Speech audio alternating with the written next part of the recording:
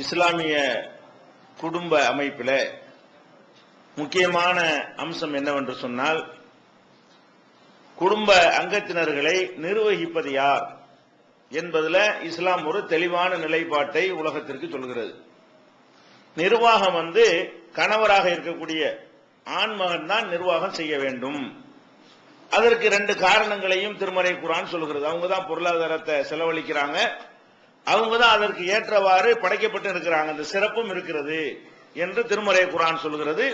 அதற்கு ஏற்றவாறு இன்றைய அறிவியல்லையும் மனிதர்களை ஆணையும் பெண்ணையும் பகுத்து ஆராய்ச்சி பண்ணி இந்த தகுதி ஆண்களுக்கு தான் இருக்குது என்பதை நிரூபித்திருக்கிறார்கள். அப்ப யாருக்கு அந்த தகுதியை அல்லாஹ் கொடுத்திருக்கிறானோ அவங்களை நிர்வாகி என்று ஒப்புக்கொண்டு அவங்களுக்கு கட்டுப்பட்டு நடக்கணும் என்ற ஒரு தன்மை பெண்கள் மத்தியில வந்துவிட்டது என்று சொன்னால், கணவன்கிறவன் குடும்பத்துடைய தலைவன், அவனுக்கு நம்ம கட்டுப்படணும். ஒரு நிறுவனத்தில் வேலை செஞ்சா கூட அந்த நிர்வாகி மேனேஜருக்கு நம்ம கட்டுப்படத்தான் செய்யறோம். ஒரு முதலாளி கட்டுப்படத்தான் செய்கிறோம். அங்க போயிட்டு உரிமை சுதந்திரம் யாரும் பேசுறது இல்ல. கட்டுப்பாடு என்பது சுதந்திரத்துக்கு எதிரானது கிடையாது. கட்டுப்பட்டு நடக்கிறது சுதந்திரத்தை பறி கொடுப்பதோ அல்ல சுதந்திரத்தை மறுக்கக்கூடிய ஒரு தன்மையே கிடையாது. கட்டுப்பாடுங்கிறது ஒழுங்குக்காக நாமளா செய்து கொண்ட ஒரு ஏற்பாடு. அப்ப இந்த ஒரு விதியை நம்ம தெளிவாக புரிந்து கொள்ள வேண்டும் என்பதற்காகத்தான் நேற்று நம்ம அறிவியல் ரீதியாகவே நிறைய காரணங்களை சொன்னோம். அதே மாதிரி இந்த ஆண் பெண் 2 பேரை எடுத்துக்கொண்டீர்களே, ஆனால் ஆணுக்கு தான் நிர்வகிக்கிற தகுதி உரிமை அதிகாரம் எல்லாம் அதிகமாக இருக்கிறது என்பதற்கு இன்னும் ஏராளமான சான்றுகள் எல்லாம் இருக்கிறது. இப்ப முக்கியமான சான்று என்னன்னு சொன்னா, நம்மளுடைய ரத்தம் இருக்கிறது. இந்த ரத்தம் ஆணுக்கு ரத்தம் இருக்கிறது, பெண்ணுக்கும் ரத்தம் இருக்கிறது.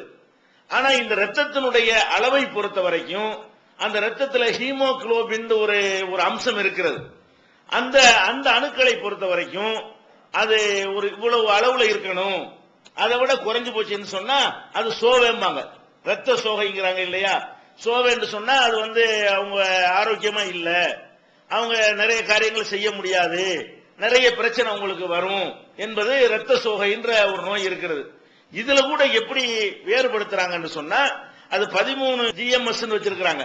இந்த 13ங்கிற அளவுல இருந்தால் ஒரு ஆண்மகன் இருக்கிறான்னு வைங்களேன், இந்த 13ங்கிற அளவுல இருப்பானே, ஆனால் ஆண்மகனுக்கு அது ஒரு பாதிப்பையும் பெண்ணுக்கு அதே 13 அளவுக்கு இருக்குமே ஆனால் வேற ஒரு பாதிப்பையும் ஏற்படுத்துகிறது. அவங்க என்ன சொல்றாங்கன்னு கேட்டா, 13ங்கிற அளவுல பெண்ணுக்கு இருந்தால் அவ ஆரோக்கியமா இருக்கிறா, நார்மலா இருக்கான்னு அர்த்தம். இந்த பெண்ணுடைய ரத்தத்துல ஹீமோகுளோபின்ங்கிறது இந்த 13ங்கிற அளவுல இருக்குமே ஆனால் அவ கரெக்ட், சோகை இல்ல, சோகைமாங்கல்ல, அந்த ரத்த சோகை அவங்களுக்கு இல்ல, ஆரோக்கியமா இருக்கிறாங்கன்னு அர்த்தம். இதே அளவு ஆம்பளை இருந்துச்சுன்னு சொன்னா அவன் ரத்த சோகை இருக்குன்னு அர்த்தம். அவனுக்கு 14 இருக்கணும்.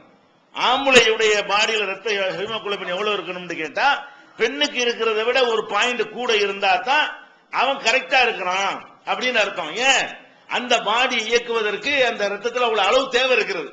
இவன் ஒரு கடினமான உடம்பா இருக்கிற காரணத்தினால, தசை அதிகமா இருக்கிற காரணத்தினால, சிந்தனைக்கு நிறைய எரிபொருள்கள் கலோரி செலவாகிற காரணத்தினால இவனுடைய ரத்தத்தில் எவ்வளவு இருக்குன்னு, அது ரத்தத்தை பம்ப் பண்ணக்கூடிய இதயமும் சைஸ் பெருசா இருக்கிறது.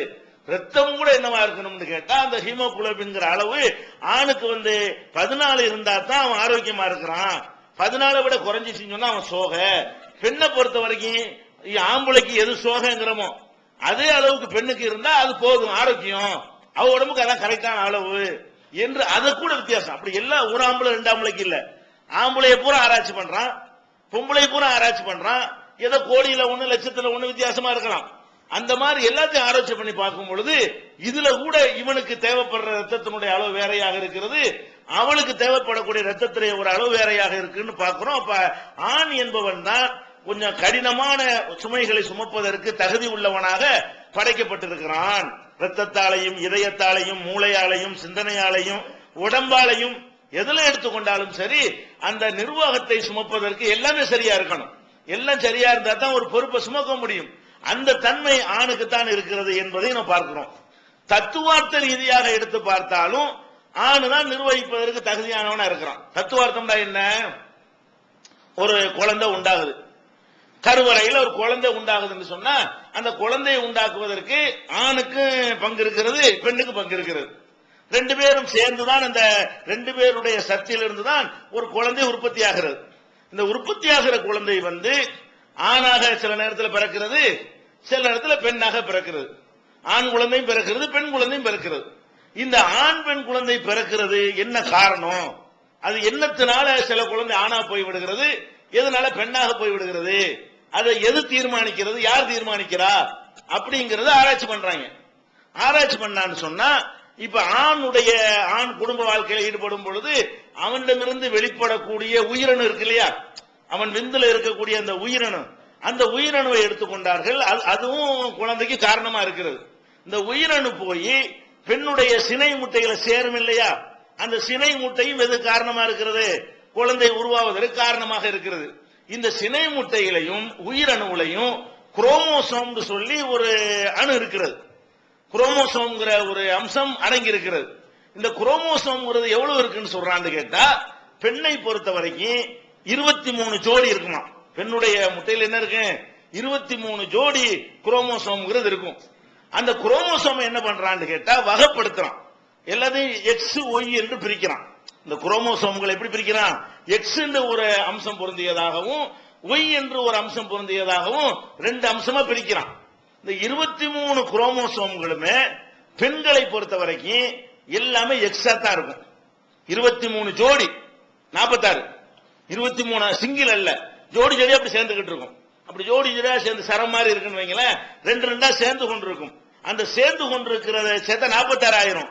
இந்த 46மே என்னவா இருக்கும்னு கேட்டா எக்ஸ் ஆகத்தான் இருக்கும். இந்த குரோமோசோம் அது மாதிரி ஆம்பளை இருக்குல்ல, ஆம்பளையுடைய உயிரணுவுல வந்து இதே மாதிரி குரோமோசோம் இருக்கிறது. அவனை பொறுத்த வரைக்கும் இதை 23 ஜோடி தான் இருக்கு. இந்த 23 ஜோடியில 22 ஜோடி வந்து எக்ஸா இருக்கும், எக்ஸாகவே இருக்கும். அந்த ஒரு ஜோடி இருக்குல்ல, 23வது ஜோடி, அந்த ஒரு ஜோடியில ஒன்னு எக்ஸாகவும் ஒன்னு ஒய்யாகவும் இருக்கும். மொத்தம் பாருங்க, ஒவ்வொரு ஆணிட்ட ஒரு 46 இருக்கிறது, ஜோடி தான் 46 ஆச்சுல, பெண்ணிட்ட ஒரு 46 இருக்கிறது.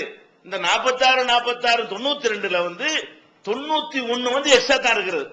இந்த ஒன்னே ஒண்ணுதான் என்னவா இருக்கிறது, டிஃபரெண்டா ஒய்ங்கிறதா இருக்கிறது. இந்த குரோமோசோம் என்ன, அதை பத்தி என்ன சொல்றாங்கன்னு கேட்டா, நம்ம ஒரு குழந்தையை தீர்மானிக்கும் பொழுது அப்பா மாறிய, பாட்ட மாறிய, அம்மா மாறிய, பாட்டி மாறிய ஒரு குழந்தை வருது. நிறத்துல வருது, தோற்றத்துல வருது, சாயல்ல வருது, குணாதிசயத்துல கூட வரும். அதே அப்பன மாதிரி உடிச்சு வச்சிருக்குன்னா தோற்றத்திலையும் இருப்பான், அதே மாதிரி புத்திசாலித்தனம், அதே மாதிரி முன்கோபம், அதே மாதிரி மடத்தனம், ஏதோ ஒண்ணு. ஒரு நம்ம தாத்தா ஒரு முட்டாளா இருந்தான்னு வைங்களேன், அது மாதிரி பேரன் இருப்பான்.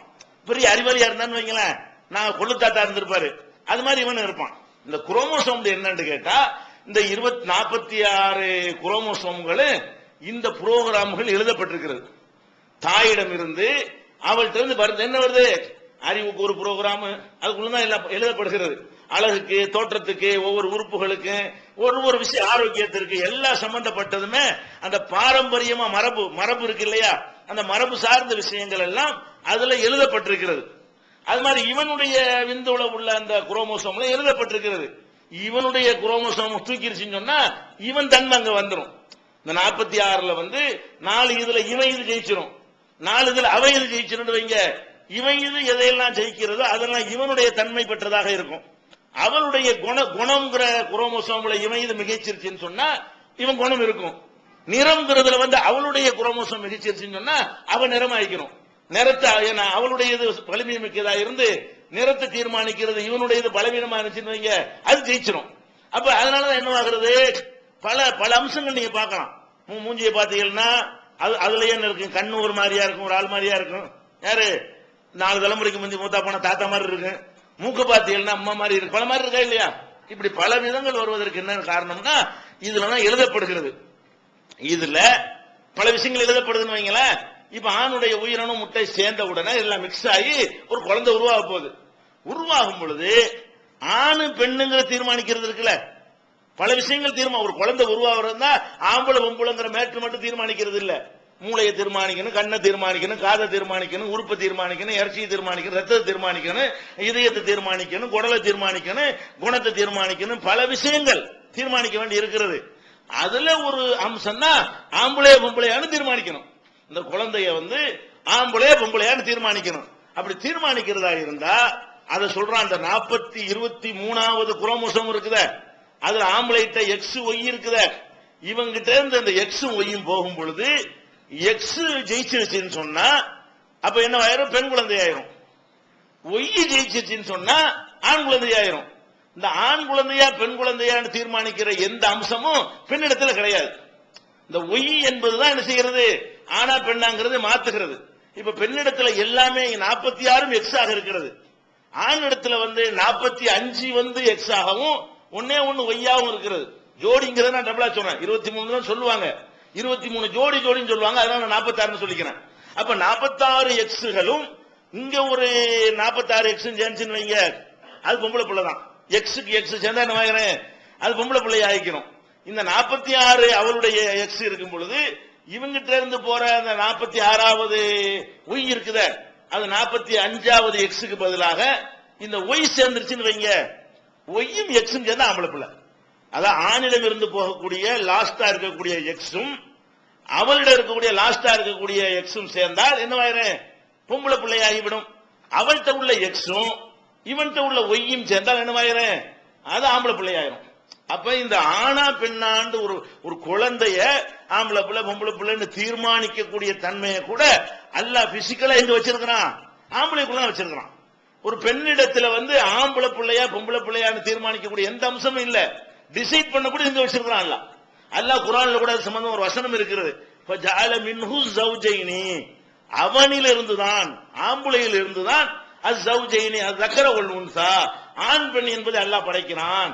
குழந்தையை உருவாக்குறதுல வேண்டாம், ரெண்டு பேரும் ஒன்னா இருக்கலாம். குழந்தைன்னா குழந்தையுடைய கண்ணு, குழந்தையுடைய காது, குழந்தையுடைய மூக்கு, குழந்தையுடைய நிறம், குழந்தையுடைய உயரம், குழந்தையுடைய பாரம்பரியத்தை தீர்மானிப்பதுல பொம்பளைக்கு பங்கு இருக்கு, ஆம்பளைக்கு பங்கு இருக்கிறது. ஆனா பெண்ணான் டிசைட் பண்ணக்கூடிய அந்த மேட்டரை கொடுக்கக்கூடிய ஆள் யாருன்னு கேட்டா ஆம்பளைட்டு தான் எல்லாம் கொடுத்திருக்கான். அதனால அவனில் இருந்துதான், ரெண்டு பேர்ல இருந்துன்னு சொல்லாம அவனில் இருந்து ஆண்பாளா போட்டு எல்லாம் சொல்றான். அவனில் இருந்துதான் அஸ்ஸௌஜைனி அஸ்ஸக்கர வல் உன்ஸா, ஆண் பெண் என்பதை அல்லாஹ் படைத்தான் என்று 75வது சூராவுல 39வது வசனத்தில் அல்லாஹ் சொல்லி காட்டுகிறான். இதை எதுக்கு இப்ப சொல்றோம்னு கேட்டா, ஏன் அல்லாஹ் படைக்கும் பொழுது அதை ஏன் இங்க கொண்டு வச்சிருக்கிறான்? படைக்கும் பொழுது ஒரு கூடுதல் ஒரு முக்கியத்துவத்தை எல்லாம் கொடுக்கிறான். ஆம்பளைக்கு என்ன செய்யறான்? இயற்கையாகவே இந்த கூடுதலான முக்கியத்துவத்தை வழங்கி இருக்கிறான் என்பதற்காக எதுக்கு நீ இதை சொல்றோம்? ஆதிக்கம் செலுத்தி ஒரு மிகைப்படுத்தி பொம்பளை அடிமைப்படுத்துறதுக்காக வேண்டி இல்ல. ஒரு நிர்வாகம் நடக்கிறதா இருந்தா அதுக்கு ஒரு சில தகுதிகள் வேணும், குவாலிபிகேஷன் இருக்கணும். அந்த குவாலிபிகேஷன் பொதுவா எடுத்து பார்த்தோம்னு சொன்னா ஆண் தன்மை உள்ள இருக்க அந்த தகுதி இறைவன் இயற்கையா படைத்திருக்கு, நம்மளா உண்டாக்கிட்டோம். நம்மளா செய்யற விஷயமா இருந்தா ஒரு நாளைக்கு நீ பண்ணு, ஒரு நாளைக்கு நான் பண்ணின்னு போயிடலாம். நிர்வாகத்தை படைச்சவன் அவன் செட்டப் அப்படி பண்ணிருக்கோம். நம்ம இயற்கை நம்ம வெல்ல முடியுமா? அல்லாஹ் அமைத்திருக்கிற அந்த செட்டப்பை யாராலும் வெல்ல முடியாது. அப்ப இதெல்லாம் கருத்துல கொண்டுதான் இஸ்லாம் என்ன பண்ணுது?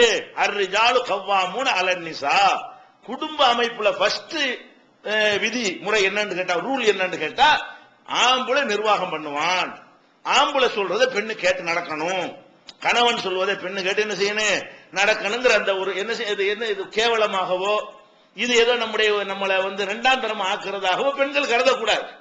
நமக்கு இது சும, நமக்கு இது தேவையில்லை, நமக்கு சரிப்பட்டு வராது, அவன் சொல்றத கேட்டு போயிருவோம் என்கிற ஒரு நிலைக்கு வந்தார்களே ஆனால் அந்த குடும்பங்கள்ல எந்த ப்ராப்ளமும் வராது. எல்லாம் ஈகோல தான் அடிபட்டு போகிறது. குடும்பங்கள்ல எல்லா பிரச்சனையும் எங்க வருகிறது? இந்த அடிப்படையான ஒரு மேட்டரை புரிந்து கொள்ளாம, சரி இயற்கையா அதுதான் இறைவன் படைத்திருக்கிறான், அந்த இறைவனுடைய அந்த நியதிக்கு ஏற்ப நம்ம போயிருவோம்னு சொன்னவர்கள்லாம் மகிழ்ச்சியா இருக்கிறாங்க, சந்தோஷமா இருக்கிறாங்க, இல்லற வாழ்க்கையில அதிகமான இன்பங்களை அனுபவிக்கக்கூடியவர்களா இருக்கிறார்கள். இதை உடைக்க யார் நினைக்கிறார்களோ அங்க எல்லாம் என்னவாகிறது? சந்தோஷங்கிற குடும்பங்கிறது நரகமாக மாறிவிடுகிறது. அப்ப இதையும் நம்ம விளங்கிக் கொள்ள வேண்டும். இன்னும் நீங்க பார்க்கலாம், இந்த வேறுபாடுகளை நீங்க தெரிந்து கொள்வதாக இருந்தால் இன்னொன்னு ஆராய்ச்சி பண்றான். ஆணை பெண்ணை ஆய்வு பண்ணும் பொழுது பெண்களை பொறுத்த வரைக்கும் அவங்க குறைவான எரிபொருளை தான் செலவழிவாங்க. எரிபொருள்னா நம்ம பேட்டரி செலவழிக்கிற மாதிரி மனிதனுடைய எரிபொருள் நம்ம சாப்பிடக்கூடிய உணவிலிருந்து கிடைக்கக்கூடிய சத்துக்கள், இந்த சத்துக்களை அதிகமாக செலவிட மாட்டாங்க, கொஞ்சம் கொஞ்சமா செலவழிச்சுக்கிட்டு இருப்பாங்க. ஆம்பளைக்கு அதிகமாக என்ன ஆயிரும்? அந்த சத்துக்கள் செலவாயிரும். ஏன்னா முரட்டு வேலை செய்யறான். வேலையே செய்யாட்டாலும் இவனுக்கு மூச்சு விடுவதற்கே சொல்றான். ஆம்பளை மூச்சு விடுவதற்கு எவ்வளவு கலோரி செலவாகுமோ அதுல பாதி தான் பொம்பளை மூச்சு விடுவதற்கு வரும். மூச்சு விடுறதுக்கு ஒரு வேலையை நம்ம செய்யறோம், ஏதோ மூச்சு வருது, மூச்சு விட்டுறோம் இழுக்கிறோம் நினைச்சுக்கிட்டு இருக்கிறோம். அதுக்கு ரிஸ்க் எடுக்குத உடம்பு, அதுக்கு எவ்வளவு பேட்டரி செலவாகும் கேட்டா பொம்பளைக்கு செலவாகிற பேட்டரி விட ஆம்பளைக்கு 2 மடங்கு செலவாகி போயிடும். அப்ப நமக்கு அப்படியே இறைவன் படைத்திருக்கிறான். அதனாலதான் பெண்கள் குறைவான அந்த எரிபொருள்ல இயங்கக்கூடியவர்களா இருக்கிறதுனால அவங்க ரொம்ப நேரம் வேலை செய்வாங்க. ஆனா சின்ன சின்னதா செய்வாங்க. ஆம்பளை விட யார் ரொம்ப நேரம் வேலை செய்யறான்னு பாருங்க. ஆம்பளை ரொம்ப குறைவா தான் வேலை செய்வான். பொம்பளை நிறைய வீட்டுல வேலை செஞ்சா கூட அதிகமான வேலை ரொம்ப நேரம் செஞ்சுக்கிட்டே இருப்பாங்க. அந்த மாதிரி வேலைகள்லாம் அவங்க செய்வாங்க. ஆனா பெரிய பெரிய வேலைகளை அவங்களுக்கு செய்ய முடியாது. பெரிய பெரிய வேலையை, கடினமான வேலையை ஆம்பளை செஞ்சிருவான். அவங்க பெண்கள் ஆனா தொடர்ச்சி அவனுக்கு செய்ய முடியாது. அடிச்சுக்கிட்டே மூட்டை தூக்கிட்டே இருந்தா முடியாது. டக்கு டக்குன்னு இறங்கி விட்டு உட்காந்துருவான் பேசாம. அப்படி செய்வான். பொம்பளையை பொறுத்த வரைக்கும் ஒரு பூவை கோக்குற உட்கார்ந்தா ஒரு நபரம் கோத்துட்டு இருப்பாங்க. நீ பூ கட்டுவாங்கல்ல, அது மாதிரி ஆம்பளை எடுத்து செய்ய முடியும். அவனால தூக்கி போட்டு போயிடுவான். பூவை கட்டுறதா இருந்தா நம்ம ஆச்சரியமா உட்காந்து பார்ப்போம், எப்படி உட்கார்ந்துகிட்டு இதை பொம்பளைக்கு செய்ய முடியுது. ஒவ்வொரு பூவா எடுத்து கூட கஷ்டமான வேலை அது செஞ்சுக்கிட்டே இருப்பாங்க. அந்த மாதிரி விஷயம். ஒரு வெங்காயத்தின் இருக்கிறா இருந்தா கூட அதை உரிச்சு அது மாதிரி ஆம்பளைட்ட கொடுத்த ஒரு வெங்காயத்தை உரிக்க சொல்லுங்க பார்ப்போம். அவனு உரிக்க முடியாது. அவன் வெறுத்து போயிடுவான். அதனால ஆம்பளைகளை சமையல் பண்ணுவான்ல, தோலோட தான் வெட்டி போடுவாங்க.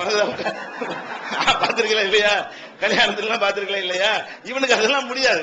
பொறுமையா அப்படி நோண்டி செய்யற வேலையெல்லாம் சரியா வராது. அப்ப இயற்கையா நீங்க பார்க்கலாம், பெண்கள் நிறைய வேலை செய்வாங்க. சின்ன சின்ன வேலைகளாக சடையாமல் தொடர்ச்சியா செய்வாங்க. ஹீட் ஆகாது. நிறைய எரிபொருள் செலவான ஹீட் ஆகும்ல. அதிகமான ஒரு 10 HP மோட்டர் சீக்கிரம் சூடாகி போயிடும். 4 HP இருந்தா தொட்டாலும் சூடாகாது. 4 மணி நேரம் ஓடினா கூட தொட்டு பார்த்தா அதுல எவ்வளவு சூடாகும், ஹீட் ஆகாது. அது ஓடிக்கிட்டே இருக்க மணி நேரம் ஒன்றும் பாதிக்காது. பெரிய அதிகமான வோல்டேஜ் எடுக்கக்கூடிய மோட்டரா இருக்குன்னு வைங்களேன், அதை போட்டோம்னு சொன்னா ஒரு அளவுக்கு மேல போட்டு புகஞ்சு போயிடும். ஹீட் ஆகி அது ஆகி வயிறு சூடாகி எல்லாம் சூடாகி அடிபட்டு போயிடும். அப்ப இந்த ஏசியை போட்டுட்டே இருந்தோம்னு அதிகமான செலவாகுதுன்னு வைங்க, வயிறு புகஞ்சு போயிடுது. 0 வால்ட் 24 மணி நேரத்துக்கு ஒரு வருஷத்துக்கு எரிஞ்சா கூட ஒண்ணாவது. ஒரு 0 வால்ட் பல்பை போட்டுறீங்க, எரிஞ்சுக்கிட்டே இருக்குது, ஒன்னும் பாதிக்காது. ஏன்? ஆனா தொடர்ச்சியாக வேலை செஞ்சாலும் இப்படி அல்ல எப்படி படைக்கிறான். பெண்களை பொறுத்த வரைக்கும் அவங்களுடைய வேலைகள் அதுக்கு தகுந்த என்னென்ன வேலைன்னு பின்னாடி அதுவும் மார்க்கத்தில் சொல்லப்பட்டிருக்கிறது. அவங்களுடைய வேலைகள் தொடர்ச்சியாக செய்யக்கூடிய வேலையாக இருக்கும். ஆனால் லேசானதாக இருக்கும். இவனுடைய வேலை என்னவா இருக்கு, தொடர்ச்சியாக இவனுக்கு செய்யவே முடியாது. கடுமையான வேலையாக இருக்கும், பெரிய பெரிய வேலையாக இருக்கும். ஆனா தொடர்ச்சியாக இவனுக்கு செய்ய முடியாது. பாருங்க, அவங்க அரைப்படி அரிசி ஆக்குவாங்க ஒரு நாளைக்கு வீட்டுல. அல்ல ஒரு படி அரிசி என்ன செய்ய, 1 லிட்டர் அரிசி என்ன செய்வாங்க, சமையல் பண்ணுவாங்க. அதுக்கு காலையில 11 மணிக்கு உட்கார்ந்தாங்கன்னு சொன்னா 10 மணிக்கு உட்கார்ந்தா 2 மணி வரைக்கும் அந்த வேலை நடந்துகிட்டு இருக்கு. இவன் என்ன செய்வான், 2000 பேருக்கு கலரி வைப்பாங்க விருந்து. அப்படியே போட்டு தூக்கி போட்டு முட்டை அடைச்சு தள்ளிடுவான். இவன் ஆம்பளை சமைக்கிறான் பத்தியில, பெரிய பெரிய வேலையை செய்வான். இந்த மாதிரி 2000 பேருக்கு இவன் சமைக்கிற அளவுக்கு தான் அவங்களுக்கு ஒரு 4 பேருக்கு சமைக்க முடியும். அதே மாதிரி அவ காய்கறி ஒரு வாழைக்காய் கொடுத்து வெட்ட சொல்லுங்க, சீவ சொல்லுங்களேன் பார்ப்போம். அவங்க ஒரு வாழைக்காயை சீவுற நேரத்தில் ஒரு சீப்பு சீவிடுவான். வாழைக்காய் சீப்பு இருக்குல்ல, 20 15 இருக்கும்ல, அவளையும் சீவிடுவான். இவங்க ஒரு சீப்பு சீவமா ஒரு தாரை சீவி முடிச்சிருவாங்க. ஆம்பளை நம்ம பார்க்கணும், சமையல்ல கலர் இப்படி இப்படி பண்ணிட்டு இருப்பான். இப்படி வேகமான அவங்க செய்ய முடியாது. எல்லாத்திலையும் பார்த்தோம்னு சொன்னா கொஞ்சம் ஹார்டாக கரடு முரடாக செய்யக்கூடிய தன்மை அவங்கள்ட்ட குறைவா இருக்கிறது. நிர்வாகத்துக்கு இதெல்லாம் கொஞ்சம் வேணும்.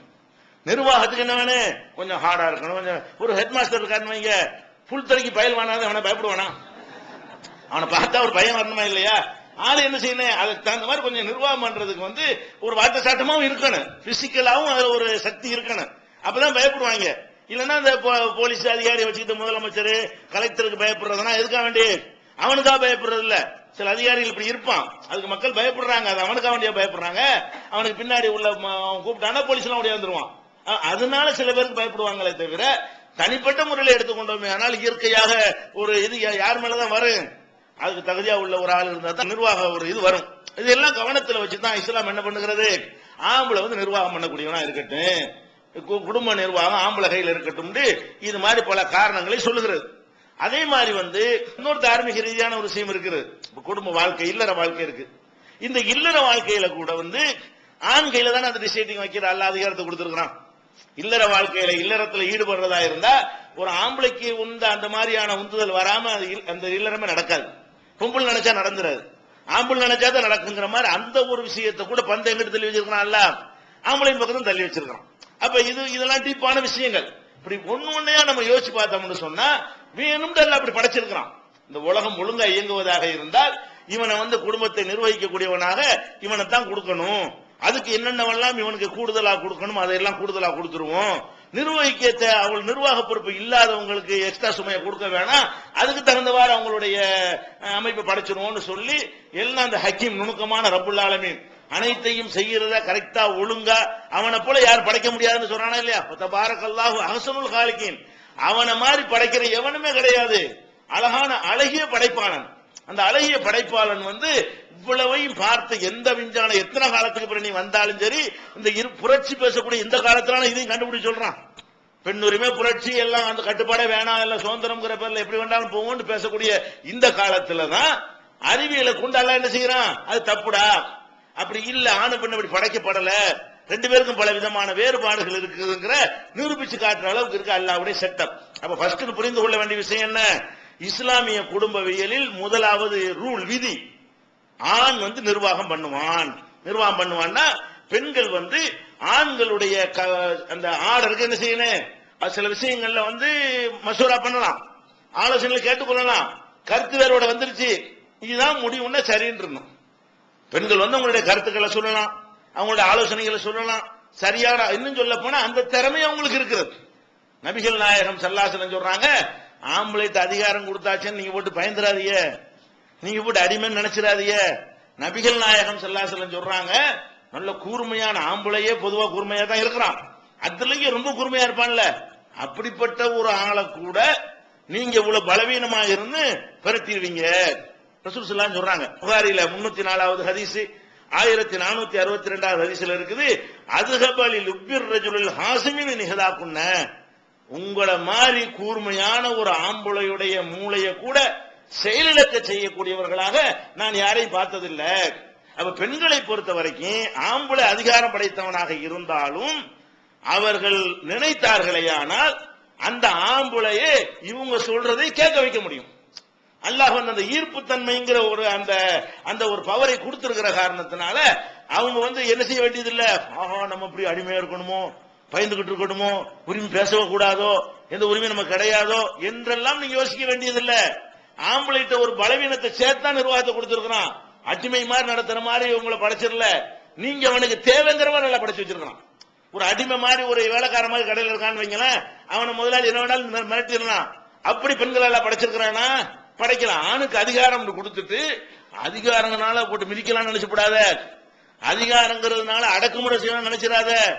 அவ உனக்கு தேவை, ஒரேடி அதிகாரம் பண்ணிட இயலாது அப்படிங்கிற மாதிரி எல்லாம் என்ன செய்யறான்னு சொன்னா, இவனுடைய அந்த போர்ஸை குறைக்கிற அளவுக்கு, இவனுடைய வேகத்தை குறைக்கிற அளவுக்கு அவங்க விரும்பினார்களே, ஆனால் அவங்க விரும்புற அந்த கருத்தை இவன் திணிக்கிற அளவுக்கு அந்த ஒரு சக்தி என்ன செஞ்சிருக்கிறான் பெண்கள் கையிலையும் கொடுத்திருக்கிறான் என்பதை நம்ம என்ன செய்யணும், கவனத்தில் வைத்துக் கொள்ள வேண்டும். இது சம்பந்தமா இஸ்லாம் சொல்லக்கூடிய விஷயத்தை எல்லாம் பாருங்க. இத பெண்கள் நல்லா கவனத்தில் வச்சுக்கிறேன்னு நபிகள் நாயகம் ஸல்லல்லாஹு அலைஹி வஸல்லம் சொல்றாங்க, குல்லுக்கும் ராயின், உங்கள ஒவ்வொருத்தருமே நிர்வாக பொறுப்பை ஏற்றிருக்கிறீர்கள். எல்லாத்துக்கும் நிர்வாகம் இருக்கிறது, பெண்ணுக்கு நிர்வாகம் இல்லைன்னு கிடையாது, வேற நிர்வாகம் இருக்கிறது. அது குடும்பவியல் இன்னொரு விதியில பின்னாடி சொல்லுவோம். அப்ப ஒவ்வொருவரும் நிர்வகிக்கக்கூடியவர்களாக இருக்கிறீர்கள். வர்ரஜுலு ராயின் ஃபீ அஹ்லிஹி, ஒரு ஆம்பளை தன் குடும்பத்து விஷயத்துல நிர்வாகியாக இருக்கிறான். நிர்வாகியா இருக்கிறான்டா என்ன, வஹுவ மஸ்ஊலுன் அன் ரஅய்யத்திஹி, அவனுடைய நிர்வாகத்தின் கீழே உள்ளவர்கள் குறித்து அவன் மறுமையில் விசாரிக்கப்படுவான். இப்பதான் ஆண்கள் மீது இஸ்லாம் சுமத்துகிறது. நிர்வாக பொறுப்பை தந்துட்டு, நிர்வாக பொறுப்புனா என்னன்னு விளங்குதா, உங்க கையில ஒரு பெண்ணை பிடிச்ச எல்லாம் தந்திருக்கிறான், அந்த பெண் மூலமாக பிறக்கக்கூடிய சந்ததிகளையும் உங்களுடைய கைப்பிடியில் எல்லாம் தந்திருக்கிறான். அவங்களுடைய இம்மையுடைய நன்மை, அவங்களுடைய மறுமையுடைய நன்மை, அவங்களுடைய முன்னேற்றம், அவங்களுடைய சுகதுக்கம் அனைத்தை பற்றியும் உங்களை கண்காணிச்சுக்கிட்டே இருப்பேன். அல்லாஹ் என்ன சொல்றான், நீங்க ஆதிக்கம் செலுத்தி அடிமைத்தனம் பண்ணி உங்களை கொடுமைப்படுத்துவதற்கு இந்த பொறுப்பு தரல. நீங்க ஒரு ரஜுல் ராயின் ஃபி அஹ்லிஹி, தன்னுடைய குடும்பத்தார் விஷயத்தில் ஒரு ஆம்பளை நிர்வகிப்பவனாக இருப்பான். இவன் எப்படி வேணா நிர்வகிச்சிட முடியாது. எப்படி நிர்வகிக்கணுமா, வஹுவ மஸ்ஊலுன் அன் ரஅய்யத்திஹி, அவனுடைய நிர்வாக திறமையை பற்றி மறுமையில் அவன் விசாரிக்கப்படுவான். அப்ப ஆண்கள் என்ன புரிஞ்சுக்கணும் என்றால், நம்முடைய மனைவி நம்ம நிர்வகிக்கிற கடமை இருக்கிறது. இதுல ஏதாவது பிழை ஏற்பட்டால், ஏதாவது அநீதி ஏற்பட்டால், ஏதாவது கொடுமை ஏற்பட்டால், ஏதாவது மார்க்க முரணான விஷயம் நம்மிடமிருந்து நிகழ்ந்து பெண் மீது திணித்தால் நம்மளை விட வலிமையா உள்ள ரப்புல் ஆலமீன் பார்த்துக்கிட்டு இருக்கிறான். அதுக்கெல்லாம் கொஸ்டின் உண்டு. எப்படி வணக்க வழிபாடுகள்ல குறை செய்தால் அல்லாஹ் கேட்பானோ, எப்படி ஹராமான காரியங்கள்ல ஈடுபட்டால் அல்லாஹ் கேட்பானோ, அந்த மாதிரி எதையும் கேட்பான். நீ உன் மனைவியை சரியான முறையில் நிர்வகித்தாயா? சரியான முறையில் நிர்வகிக்கிறேன்னா என்ன அர்த்தம்? உனக்குள்ள எல்லா கடமையும் செய்யணும். உணவு கொடுக்கிறது, உடை கொடுக்கிறது, சந்தோஷமா வைத்துக் கொள்வது, இல்லறத்துல ஈடுபடுவது, அவங்களுக்கு தேவையான சுதந்திரங்களை குறிக்கிறது, சந்தோஷம் எல்லாமே அந்த விஷயங்கள்ல எல்லாம் நீ ஒழுங்கா நடந்துகிட்டியாங்கிறது அல்லாஹ் என்ன செய்வான். அதே நேரத்தில் அவங்க வந்து தப்பான வழியில போயிடாம, அவங்க சினிமா கூத்து கும்மாளம் அதுல ஈடுபட்டு போயிடாம, வணக்க வழிபாடுகளை விட்டு புறக்கணிச்சுட்டு போகாம, இது எல்லாத்தையும் பார்த்து கண்காணிக்கிற பொறுப்பு யார் கையில் இருக்கிறது? ஆம்புல கையில் இருக்கிறது. குடும்பத்துல என்ன மாதிரியான சீரழிவு ஏற்பட்டாலும் அதுக்கு பொறுப்பாளி குடும்பவியல் ஆம்பளை தான். ஆம்பளை தான் எல்லாம் கேட்பான். ஏன் நீ வந்து ஒழுங்கா உன் பிள்ளைய வளர்க்கல? ஏன் உன் பிள்ளைய ஒழுங்கா கண்ட்ரோல் பண்ணல? என்ன நடக்குதுன்னு நீ ஏன் பார்க்கல? வீட்டுல ஒரு கண்ணையை நீ வச்சுக்கிறல? இதெல்லாம் நடந்த பிறகு வருதுல, அப்படி போச்சு எனக்கு தெரியல, எப்படி போச்சு, அதெல்லாம் பேசவே இயலாது. அது உன் கடமை. நீ வந்து என்ன செய்யணும்? மனைவி மக்களை கண்காணிச்சுக்கிட்டே இருக்கணும். எத்தனை வகையான முறையில உனக்கு கண்காணிக்க இயலுமோ, இந்த நவீன காலத்துல கேமரா போட்டு கண்காணிக்க முடிஞ்சா கூட கண்காணிச்சுக்க. கண்காணிப்புல வைத்து அவர்கள் இந்த துன்யாவிலையும் அவர்கள் நல்லவர்களாக ஆக வேண்டும், மறுமையிலே அவர்கள் சொர்க்கத்துக்குரியவர்களாக ஆக வேண்டும். அப்படித்தான் நம்ம குடும்பத்தை நம்ம கொண்டு போகணும். இந்த பொறுப்பு நம்ம மீது சுமத்தப்பட்டிருக்கு விளங்கிக்கணும். ஏன்னா மறுமையில் இது விசாரிக்கப்படும் என்று ரசூல் ஸல்லல்லாஹு அலைஹி வஸல்லம் சொல்றாங்க. இது புகாரில 844, 2232, 2368 இன்னும் நிறைய இடங்கள்ல இருக்கிறது. அதே மாதிரி இந்த நிர்வாகம்டா என்ன? ஒரு கம்பெனில நம்ம வேலை செய்யறோம். அந்த கம்பெனியுடைய டியூட்டி நேரத்தில் வந்து வெளியே போறதா என்ன செய்யணும்? நம்மளா போயிட முடியுமா? ஒரு பாத்ரூம் போறாங்க, நம்மளா போக முடியுமா? அதுக்கு மேல சொல்லிட்டு போகணும். அந்த பாத்ரூம் போயிட்டு வந்துடுறேன், ஒரு 2 மணி நேரம் அங்க போயிட்டு வந்துடுறேன், இங்க போயிட்டு வந்துடுறேன் சொல்லிட்டு போகணுமா இல்லையா? யாராவது ஒரு நிர்வாகி நீங்க ஒத்துக்கிட்டீங்கன்னு சொன்னா அவங்கள கேட்டுதான் சில விஷயங்களை, வீட்டுக்கு வெளியே போறதுங்கிற ஒரு பிரச்சனை வந்துருச்சுன்னு சொன்னா என்ன செய்யணும்? கேட்டுட்டு போகணும். முதலாவது நிர்வாகத்தினுடைய அர்த்தத்தை விளங்கிக்கணும். பெண்கள் வந்து கணவன் இடத்துல என்ன செய்யணும்? கேட்டு விட்டு போகணும். எதுல எல்லாம் கேட்கணும்? ரசூல் ஸல்லல்லாஹு அலைஹி வஸல்லம் சொல்றாங்க, உங்களுடைய மனைவிமார்கள் பள்ளிவாசலுக்கு போய் தொழுதுட்டு வரணும்னு கேட்கிறாங்க. அப்படி கேட்டார்களே ஆனால் நீங்கள் வந்து மறுக்க கூடாது. இதுல 2 விஷயம் இருக்கிறது. ஒன்னு, அவங்க கேட்கணுங்கிறது ஒன்னாவது விஷயம். அவங்களா போயிடக்கூடாது. தொழுவூர் பள்ளிவாசல் தான், பயான் தான், நல்ல விஷயத்து தான் போறோம். இருந்தாலும் என்ன செய்யணும்? நான் அந்த பயானுக்கு போயிட்டு வந்துடுறேன், நான் சொற்பொழிவுக்கு போயிட்டு வந்துடுறேன், அல்லது தொழுகைக்கு போயிட்டு வந்துடுறேன் அப்படின்னு என்ன செய்யணுமா? கேட்கணும் ரசூலுல்லாஹ் சொல்றாங்க. கேட்டால் நீங்கள் மறுக்காதீங்க. என்ன அர்த்தம்? பொம்பளைங்களே, நீங்களா உங்க புருஷன் கேட்காம நீங்களா போய்க்கிறீங்க, பள்ளிவாசலுக்கு தானே போறீங்க, உங்க இஷ்டப்படி நடங்க இஸ்லாம். அப்ப அதுக்கு நிர்வாகத்துக்கு அர்த்தம் இல்லை. அப்படின்னா அதுக்கு நிர்வாகம் கிடையாது. நிர்வாகம் என்ன இருக்கனே? அதுல ஒரு நிர்வாகிட்ட போய் இந்த சீட்ல உள்ள ஆள் எங்கன்னு கேட்டா நிர்வாகிக்கு பதில் சொல்ல தெரியணும். அதான் நிர்வாகம். ஒரு சீட்ல ஒரு ஆளை காணாம், மேனேஜர் போய் கேட்கறேன், எங்கப்பா அந்த சீட்ல உள்ள 8ஆம் நம்பர் சீட்ல உள்ள ஆளை காணாம, தெரியலேன்னு அவன் நிர்வாகியா? அவன் என்ன செய்யணும்? அவர் போயிருக்கா, டீ வாங்க போயிருக்கா, 10 நிமிஷம் வருவார்னு சொல்லணும். அவனுக்கு தெரிஞ்சு போனாதான் அங்க நிர்வாகம் இருக்குன்னு அர்த்தம். தெரியல, எங்க போனான்னு தெரியலையே, அப்ப நீ இறங்கு, வேற ஆள் வை அந்த இடத்துல, உனக்கு நிர்வாகம் அதான் அர்த்தம் அதுக்கு. அப்ப அதனால இஸ்லாம் என்ன பண்ணுதுன்னா, குடும்பத்துல உன் மனைவி எங்க இருக்காங்க? வீட்டுல இருக்கிறாங்க. உன் பிள்ளை எங்க இருக்காங்க? வீட்டுல இருக்கிறாங்க. உனக்கு சொல்ல தெரியணும். உன் மனைவி எங்க? தெரியலையே, அப்ப உனக்கு நிர்வாகம் இல்லை. நீ உனக்கு நிர்வாகம் தெரியலன்னு என்ன அர்த்தம்? உன் மண்டாட்டி எங்க பாடு கேட்டு யாரை கேட்டு வர்றாங்கன்னு வைக்கிறேன், ஒரு சொந்தக்கார ஒரு தாய் உங்க அம்மா வந்துருவாங்க, வெளியூர்ல இருந்து வந்திருப்பாங்க, எங்க மண்டாட்டி எங்க? தெரியலமா. அப்ப உனக்கு நிர்வாகம் தெரியல. தெரியலன்னு சொல்லலாமா? அதுக்கு தான் இஸ்லாம் என்ன பண்ணி இருக்குது? அந்த பேச்சு இருக்கக்கூடாது. நிர்வாகம்னா ஒரு எந்த ஒரு கடையோ, ஒரு நிறுவனமோ, ஒரு கல்வி கூடமோ, ஒரு எந்த ஒண்ணு ஒரு கவர்மெண்டோ நடக்கிறதா இருந்தால் அது எப்படி நடக்கணுமோ அப்படித்தான் குடும்பம் இருக்கணும். இந்த நிர்வாகங்கிறத விளங்காத வரைக்கும் அதுக்கு பேர் குடும்பம் கிடையாது. நிர்வாகம் இருந்தா தான் அது குடும்பம் உண்டாக முடியும். அப்ப நீங்க ரசூல் என்ன செய்றாங்க? இதஸ்தஅதனக்கும் நிசாவுக்கும் பில்லைலி இலல் மஸ்ஜிதி ஃபஅதனு லஹுன்ன. பெண்கள் வந்து பள்ளிவாசல் போவதற்கு உங்கள்ட்ட அனுமதி கேட்டார்களே ஆனால் நீங்கள் அனுமதி கொடுங்கள். இது புகாரில 865, இன்னும் நிறைய இடங்கள்ல புகாரில இது பதிவு செய்யப்பட்டிருக்கிறது. இதுல 2 மேட்டர் விளங்கிக்கொள்ளணும். என்ன விளங்கணும்? பெண்கள் போறது நல்ல காரியமா இருந்தாலும் என்ன செய்யணும்? போயிட்டு வந்துடுறாங்க. அப்படி புருஷன் இல்லையே, நம்ம போயிட்டு வந்துருவோம், அவருக்கு தெரியாம போகுது சொல்லிட்டு போக வேண்டும். ஆனா இவனுக்கு என்ன கடமை? உடனே ஒரு ஆம்பளை காட்டிடக்கூடாது. அதெல்லாம் முடியாது, நீ அனுமதி கொடு. இஸ்லாம் என்ன பண்ணுது? இந்த மெசேஜ் வைக்கிறதுக்காகத்தான் இதை இஸ்லாம் சொல்லுதே தவிர இவனுக்கு தெரிஞ்சு நடக்கணும். நல்ல காரியம் தானே, போயிட்டு போறாள், உனக்கு என்ன தெரிஞ்சு நடக்கணும்னு இஸ்லாம் விரும்புதே தவிர இவர் என்ன செய்யக்கூடாது, அதை அனுப்ப முடியாது அப்படின்னு சொல்லக்கூடாது. கேட்ட அனுமதி அவங்க கேட்கணும், நீ அனுமதி கொடுக்கணும். ரெண்டு கட்டளை இருக்கிறது. ஒரு ஆம்பளை என்ன செய்யணும், கேட்டவுடனே நல்ல போயிட்டு நல்ல காரியம், இந்த காரியம் நல்லதான்னு பார்க்கணும். இதுல அவங்களுக்கு நல்லதா, தீனுக்கு நல்லதா, இது பெரிய பாரதூரமான விளைவு ஏற்படுத்தக்கூடியதான்னு பாரு. ஒண்ணுமே இல்லையா, நல்ல காரியம் தானே, கேடு இல்லையா, எங்க அம்மா விட்டு போயிட்டு வர்றேன், அதெல்லாம் முடியாத, இதெல்லாம் தப்பு. ஏன் உனக்கு உங்க அம்மா பாக்குற மாதிரி அவளுக்கு அம்மா பார்க்க ஆசை இருக்காதா? ஒரு அம்மாவுக்கு செய்யற கடமையெல்லாம் மார்க்கத்தில் இல்ல. புருஷனுடைய கடமை என்ன, அவ கேட்கணுங்கிறது தான் மார்க்கத்தில் இருக்கே தவிர இவனுக்கு என்ன கொடுக்கப்பட்டிருக்கு, உனக்கு தெரிஞ்சுதாப்பா நடக்கணும், நீ போட்டு இருக்கிற கூட அதுக்கு போய் அடிமைத்தான், அது ஆதிக்கம்ங்கிறான். அது இஸ்லாமே கண்டிச்சிருது. இவங்க சொல்லக்கூடிய இந்த ஆணாதிக்கங்கிறாங்கல்ல, அது இஸ்லாமே கண்டிச்சுப்படுது. அப்படியெல்லாம் ஒரு பெண்ணை வச்சிட முடியாது. கேட்டா நீங்க என்ன செய்யணும், அனுமதி கொடுக்க வேண்டும். அதே மாதிரி இந்த இடத்துல அனுமதியை சொல்றாங்க, பர்மிஷன் வாங்குறது, கட்டுப்படுதல் இதுதான், நிர்வாகம் தான் இதுதான். ஒரு சொந்தக்கார ஒரு ஆளு வீட்டுக்கெல்லாம் வர தகுதி உள்ள ஒரு ஆள் வைங்க, அவர் வீட்டுக்குள்ள வந்துட்டு போறது புருஷன் சொல்லணும். இந்த மாதிரி அவர் வீட்டுக்குள்ள வர்றேங்கிறாரு, வர சொல்லலாமா, என்னை பார்க்க வரணுங்கிறாங்க, எங்க அண்ணன் வர்றேன் இருக்காரு, எங்க பாப்பா 4 நாளைக்கு இருக்க வர்றேங்கிறாரு, நீங்க வாட்டு வாங்கன்ற கூடாது. என்ன செய்யணும், அதே ரசூலுல்லாஹ் சொல்றாங்க, வலா தஅதன்ன ஃபீ பைத்திஹி இல்லா பிஇذنஹி, அவனுடைய வீட்டில் ஒருத்தரை அனுமதிப்பதாக இருந்தால் பர்மிஷன் வாங்கிட்டு அனுமதிங்க. உங்களுக்கு அந்த வீட்டில் உரிமை இருக்கிறது.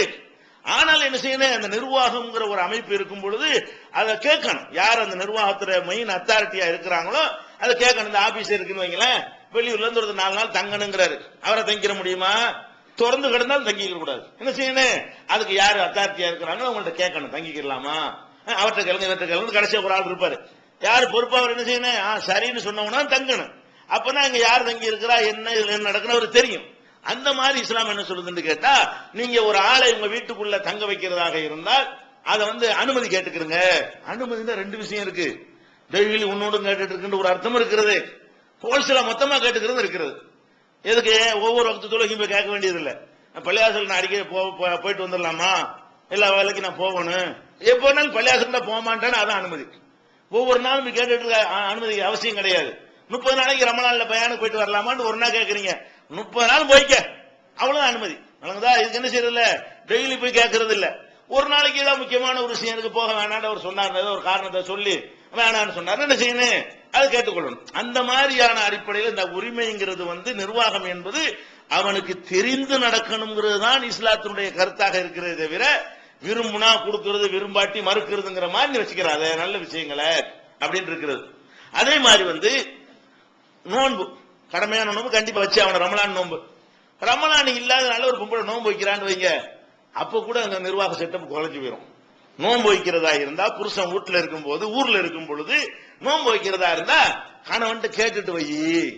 ஏன், அந்த பகல் நேரத்தில் கூட அவன் தாம்பத்தியத்தை நாடக்கூடியவனா இருப்பான், வெளியூர்ல இருந்து வருவான், அல்லது ஏதோ ஒரு எண்ணத்துல இருப்பான்.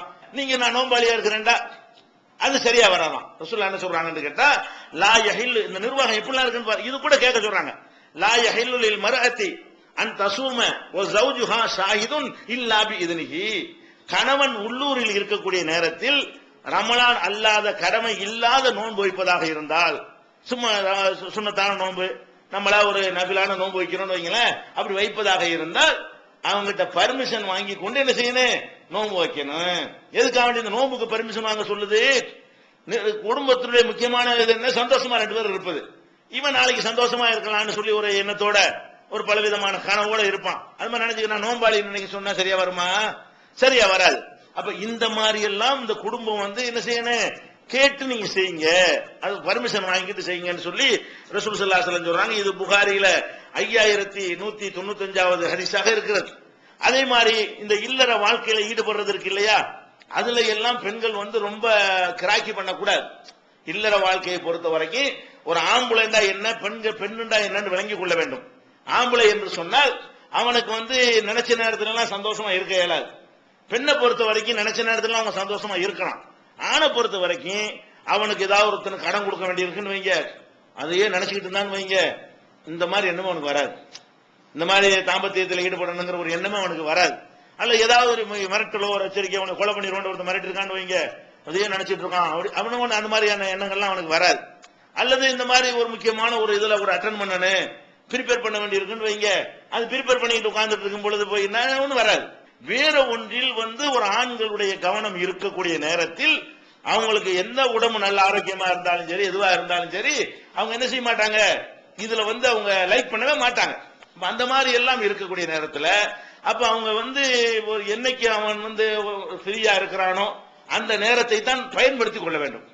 அப்ப அவன் என்ன செய்யறான், ஒரு சந்தோஷமா இருப்பதற்காக மனைவிட்ட சொல்லும் போது அதெல்லாம் முடியாது, நேத்து நீங்க அப்படி செஞ்சீங்க அப்படின்னு செஞ்சிடக்கூடாது. நேத்து அவன் வேணான்னு கூட சொல்லியிருப்பான். நேத்து என்ன செஞ்சிருப்பான், அவனுக்கு ஏதோ ஒரு டென்ஷன்ல இந்த மாதிரியான படுத்தும் கூட சொல்லியிருப்பான். அது மாதிரி ஏதோ ஒரு சம்பவங்கள் இருந்தால் நீங்க என்ன புரிஞ்சுக்கிறன்னு, ஆம்பளை அவனுக்கு இந்த மனசு மூளையில வேற பஞ்சாயத்து இல்லாட்டி தான் இதை விரும்புவான். விரும்பினா தான் அவனால் சந்தோஷமா இருக்க முடியும். இத அதிகமான பெண்கள் விளங்குறது இல்ல. யதார்த்தத்தை என்ன விளங்கிறது, ஆம்பளைட்டு இப்படித்தான் நீங்க எதிர்பார்க்க வேண்டும். ஆம்பளையை பொறுத்த வரைக்கும் என்ன செய்ய முடியாது, தூங்குறதுல கூடங்க ஒரு பொம்பளை படுத்தவன தூங்கிடுவாங்க. ஆம்பளைக்கு தூங்க முடியுதா? ஓட்டு மலையை பார்த்துட்டே இருப்பான். 5 நிமிஷம் தூங்கிட்டு கூட 5 நிமிஷம் கூட உங்களுக்கு தூங்க முடியும். பெண்களுக்கு 5 நிமிஷம் தூங்குவாங்க, கதவை போய் திறப்பாங்க, மறுபடியும் 11 தூங்கிடுவாங்க. நமக்கு தூக்கம் ஸ்டார்ட் ஆகி தூக்கம் வர்றது 1 மணி நேரம் எடுக்கும். ஆம்பளைக்கு என்ன செய்யும், அதிகமான ஆண்களுக்கு ரொம்ப சோர்ந்து போனா படுத்தவன தூங்கிடுவான். இயல்பா எடுத்துக்கிட்டீங்கன்னா படுத்தவன தூங்குறது அதெல்லாம் ஆம்பளைக்கு வராது. ரொம்ப நேரம் தூங்குனா தான் அவனுக்கு பிடிக்கும். தூங்கும்போது எழுப்புனா கோவம் வரும். இந்த பொம்பளைகளுக்கு என்ன செய்யும், அது மாதிரி இருக்க குழந்தை அழுவுமா அப்படி பழகிட்டாங்களா, அப்படி இயல்பா வைக்கப்பட்டிருக்கிறதா 2 நிமிஷம் கூட உங்களுக்கு போதும். 2 நிமிஷம் தூங்குவாங்க, நினைச்சுக்கிடுவாங்க, மறுபடியும் என்ன படுத்தா நினைச்சா தூங்கிடுவாங்க. இந்த மாதிரி எல்லாம் அல்லாஹ் படைத்து வைத்திருக்கிறாங்க. அப்படி ஆம்பளை கிடையாது. எவ்வளவு டென்ஷன் எவ்வளவு பாரதூரமான விஷயம் இருந்தாலும் ஒரு பொம்பளைக்கு தூங்கிட முடியும். 99% பொம்பளைக்கு என்ன செய்ய முடியும், இரவுல தூங்கிடுவாங்க. இந்த மனநோயாளிகளா இருந்தாலே தவிர எவ்வளவு பெரிய புருஷனை திட்டம் ஒப்பாரி வச்சு அழுதுட்டு போட்டு தூங்கிடுவாங்க. சாவு வீட்டுல மூத்தான வீட்டுல பாத்தீங்கன்னா ஆம்பளை தூங்க மாட்டாங்க, பொம்பளை அவ்வளவு ஒப்பாரி வைக்குவாங்க. ஆனா அழகா போட்டு தூங்கிடுவாங்க. ஒப்பாரி எல்லாம் வச்சு போட்டு ஊரைய அழுது கூட்டி போட்டு அவர்களால் தூங்க முடியும். ஆம்பளைக்கு என்ன செய்ய முடியாது, இப்படி உட்கார்ந்துட்டே இருப்பான், அப்படி ஃபீலிங்காவே இருக்கும். அப்பா போயிட்டாரு அம்மா போயிட்டாங்க இப்படி நினைச்சுக்கிட்டே இருப்பான். ஆனா அழுவ தெரியாது அவனுக்கு. அவங்க என்ன செய்வாங்க, ஒரேடியா கொட்டுன்னு கொட்டிடுவாங்க. என் வாழ்க்கை இறந்த மாதிரி அப்படி காட்டிட்டு என்ன செய்வாங்க, அவர் பார்த்து அப்படி தூங்கிட்டு இருப்பாங்க. அப்ப எதுக்கு இதை சொல்றாங்க, வேண்டவங்க செய்யறது இல்ல. அப்படித்தான் நல்லா படைச்சிருக்க. இது எல்லாமே எதுக்கு சொல்றோம்னு கேட்டா, யாரையும் குறை சொல்றதுக்கு சொல்றது இல்ல. அல்லாஹ் அப்படி படைத்திருக்கிறான். அவங்க அப்படி தூங்குறது குறை கிடையாது. அவங்க உடம்பு அப்படியே புரோகிராம் பண்ணப்பட்டிருக்கிறது. இவனுடைய உடம்பு அப்படித்தான் புரோகிராம் பண்ணப்பட்டிருக்கிறது. அப்ப ஆணுண்டா இப்படித்தான் இருப்பான், பெண்ணுண்டா இப்படித்தான் இருப்பான்னு புரிஞ்சுக்கிறாரு. எப்படி குடும்ப வாழ்க்கை நடக்கும். அதனால பெண்கள் எப்போதுமே என்ன விளங்கிக்கணும் கேட்டா, ஆண் சந்தோஷமாக எப்ப விரும்புகிறானோ அந்த நேரத்தில் தான் இல்லறம் கிடைக்கும். இதான் வாழ்க்கை. இது ஒன்ன விளங்கிதான் போதும். இல்லற வாழ்க்கை இல்லற சந்தோஷம் எப்பதான் கிடைக்கும், ஆம்பளை அவன் சந்தோஷமா எப்ப நாடுகிறானோ அப்பதான் கிடைக்கும். அந்த நாடுவதற்கு ஏற்றவாறு சில வேலைகளை நீங்க செய்யலாம். அது பின்னாடி அடுத்தடுத்த இதுகளை பின்னாடி சொல்லுவோம். அவனை நாட வைக்குவதும் அதுக்கு தகுந்தவாறு நடந்து கொள்வதும் கையில இருக்கே தவிர அவன் நாடுனா தான் நடக்கும். அதுதான் ரசூலுல்லாஹ் சொல்றாங்க, இதா தார் ரஜுல் இம்ரா. எல்லாத்தையும் இஸ்லாம் பேசுகிறதா ஆபாசம் நினைச்சிடக்கூடாது.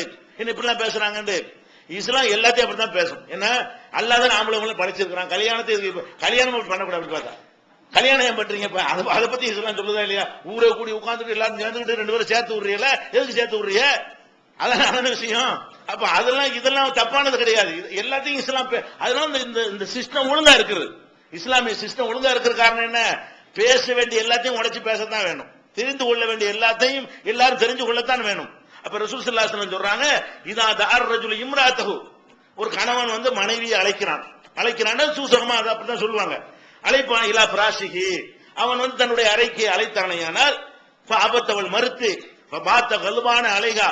இதனால அவன் ரொம்ப கோபமா, இந்த மாதிரி நம்ம கூப்பிட்டு மாட்டேன்ட்டால அப்படின்னு அவன் அந்த இரவை கழிப்பானையானால் லானத்துகள் மலாயிகத்து ஹத்தா துஸ்பிக. விடுகிற வரைக்கும் மலக்குகள் வானவர்கள் அவளை சபித்துக் கொண்டே இருப்பார்கள். ஒரு அப்படித்தானே இறைவன் படைத்திருக்கிறான். அவன் 2 நாள என்ன கவலையில சும்மா இருந்திருப்பான். இன்னைக்கு எல்லா பிரச்சனையும் சால்வ் பண்ணிட்டு இன்னைக்கு ரொம்ப ஃப்ரீயா ஃப்ரெஷ்ஷா இருக்கு, மைண்ட் ஃப்ரெஷ்ஷா இருக்குமா, இன்னைக்கு அவனுக்கு ஒரு ஆசை வரும். அந்த இதை யதார்த்தம் புரிஞ்சுக்கிறாம நீ அதுக்கு ஒத்துழைக்கல என்று சொன்னா விடுகிற வரைக்கும் மலக்குகள் உன்னை சபித்துக் கொண்டு இருப்பார்கள் என்று நபிகள் நாயகம் ஸல்லல்லாஹு அலைஹி வஸல்லம் அவர்கள் இந்த குடும்பவியலுடைய முக்கியமான குடும்பம் ஒழுங்கா போவதற்கு முக்கியமான ஒரு பாடத்தை சொல்லித் தருகிறார்கள். அதே மாதிரி ரசூல் ஸல்லல்லாஹு அலைஹி வஸல்லம் சொல்றாங்க, வல்லதி நஃப்ஸி பியதிஹி. என்னுடைய உயிர் யார் கையில் இருக்கிறதோ அந்த அல்லாஹ்வின் மீது ஆணையாக, என்னுடைய உயிர் அவன் கையில தான் இருக்கிறது. என்னுடைய உயிர் யாருடைய கையில் இருக்கிறது அந்த இறைவன் மீது ஆணையாக சொல்கிறேன். மாமின் ரஜுலின் எதுவு இம்ராத்தஹு இலா ஃபிராஷியா. எந்த ஒரு ஆணாவது தன்னுடைய மனைவியை சந்தோஷமாக இருப்பதற்கு அழைத்து தகபாலைகி அவள் அதற்கு இணங்காமல் மறுத்து விட்டாளேயானால் இல்லா காணல்லதி பிசமாயி சாகிதா வானத்தில் இருப்பவன் அல்லாஹ் இருக்கிறான அவன் அவள் மேல கோபமாகவே ஆகிவிடுவான்.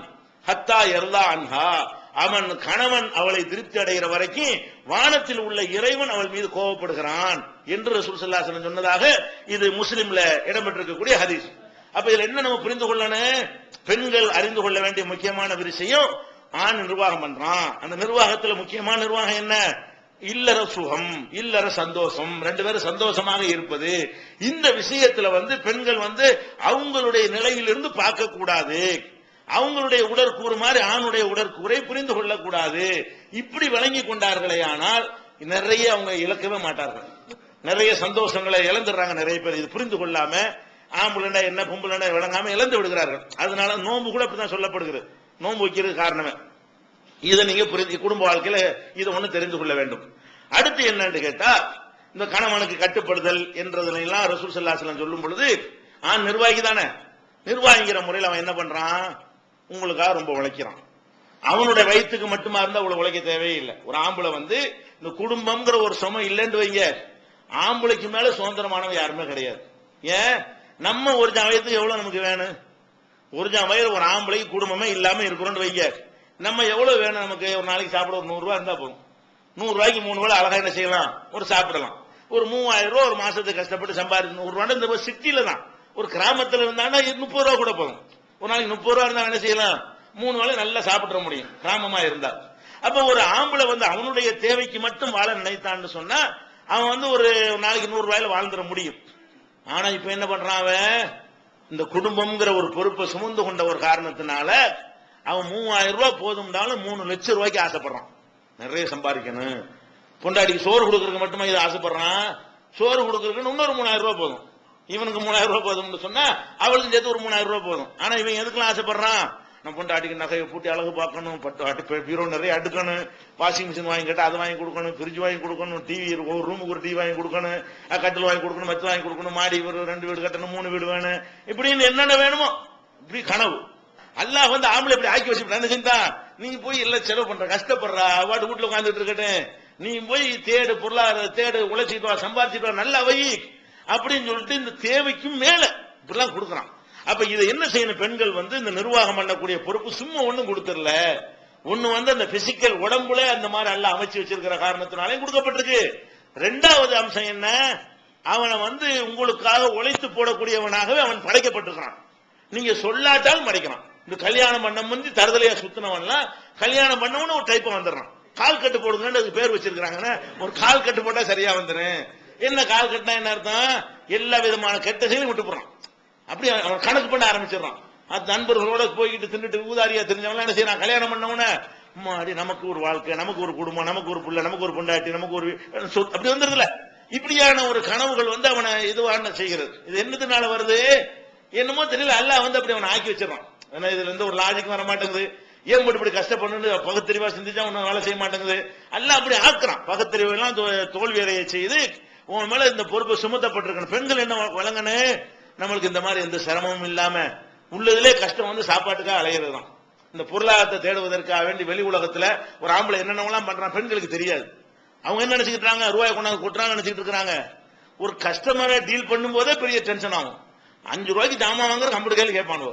இவனுக்கு மண்டை காயும்.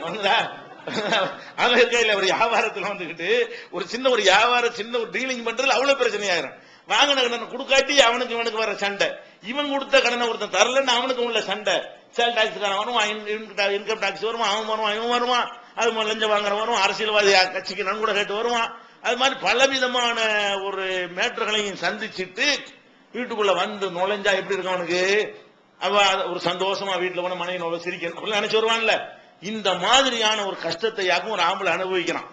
ஆனால் பெண்கள் எந்த இடத்துல தோத்துடுறாங்கன்னா, எந்த இடத்துல நாசமாக்கிறாங்கன்னு கேட்டா, வீட்டுல உட்கார்ந்துட்டு ஒண்ணும் தெரியறது ஏதோ பணம் காய்ச்சி மரம் காய்க்கிற மரத்துல பணம் காய்க்கிற மாதிரி அதை அவன் பறிச்சுட்டு வர்ற மாதிரி நினைச்சுக்கிறாங்க. நம்ம வீட்டுக்கு கூட நகையை வாங்கி தர்றான், வீடு வாங்கி தர்றான், அது வாங்கி தர்றான்னு சொன்னா அதுக்கு பின்னாடி என்னென்னலாம் இருக்கிறது என்பதே பெண்கள் என்ன செய்யறதில்ல, விளங்குறது இல்ல. அதை ரசூல் ஸல்லல்லாஹு அலைஹி வஸல்லம் சொல்றாங்க, ரஅய்து அக்ஸர அஹ்லிஹா நிசா, நரகத்துல நான் அதிகமாக பெண்களை பார்த்தேன். ஆம்பளை பொம்பளை எல்லாரும் நல்லவன் இருக்கும் கெட்டவன் இருக்கிறோம், சமமா தானே நரகத்துல இருக்கணும். ஆம்பளை எவ்வளவு நல்லவன் இருக்கிறான், அதே மாதிரி பொம்பளை எவ்வளவு நல்லவன் இருப்பாங்க. ஆம்பளையில எவ்வளவு கெட்டவன் இருக்கிறான், அது மாதிரி பொம்பளையிலையும் கெட்டவங்க இருப்பாங்க. அப்ப ஆம்பளையில 100 பேர் 100க்கு 10 பேர் நரகத்துக்கு போனான்னு சொன்னா பொம்பளையில 100க்கு 10 பேர் தானே போகணும் சராசரியா. அப்படி போகாம இந்த மாதிரி தப்புகளுக்காக வேண்டி சராசரியா நரகத்துக்கு போனாலும் இந்த பொம்பளைங்கிற ஒரு காரணத்தினால கொஞ்சம் அதிகமான பேர் நரகத்துக்கு இருக்கிறீங்க அப்படின்னு சொல்றாங்க ரசூல் ஸல்லல்லாஹு அலைஹி வஸல்லம். அப்ப சஹாபாக்கள்லாம் அவங்களுக்கு புரியல. லிமா யா ரசூலல்லாஹ், அல்லாஹ்வுடைய தூதரை ஏன் பொம்பளை மட்டும் எதுக்கு நரகத்துல அதிகமா இருக்கணும்? அப்ப ரசூல் ஸல்லல்லாஹு அலைஹி சொல்றாங்க பிகுஃப்ரிஹின்ன, அவர்கள் நிராகரிக்கிறார்கள் அப்படிங்கிறாங்க. நிராகரிக்கிறன்னு நம்ம என்ன விளங்கிடுவோம், அல்லாஹ்வை நிராகரிக்கிறன்னு விளங்கிடுவோம். அப்படித்தானே வரும்.